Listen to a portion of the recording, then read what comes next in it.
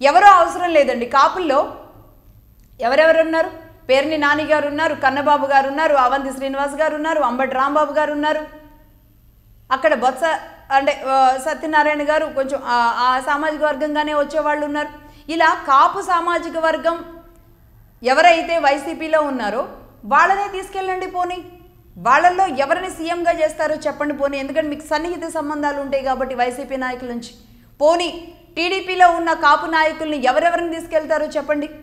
ఇప్పుడున్న కాపు నాయకుల్లో దుర్గేష్ గారిని తీసుకెళ్తారా, పవన్ కళ్యాణ్ గారిని తీసుకెళ్తారా? ఇంకా ఇప్పుడు పవన్ కళ్యాణ్ గారు వచ్చిన తర్వాత ఇంకా చాలామంది కాపు నాయకులు ఉన్నారు కాబట్టి అక్కడ బొలిశెట్టి సత్య గారు, బొలిశెట్టి శ్రీనివాస్ గారు, ఇంకా ఇక్కడ కడపలో కొంతమంది ఉన్నారు. నాకు సడన్ కొంతమంది పేర్లు గుర్తు రావట్లేదు. వీళ్ళంతా ఉన్నారు.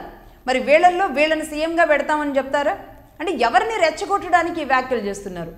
నిజంగా ఎంత దుర్మార్గమైన చర్య అండి. ఇక్కడ RRR గారి కాళ్ళ నొప్పి, ఆయన గుండెల మీద కొట్టింది, ఆయన కాళ్ళ మీద కొట్టింది, ఒక ఎంపీని చంపేయాలనుకున్న లాంటి కుట్ర జరిగింది. అంతా ఒకెత్తు.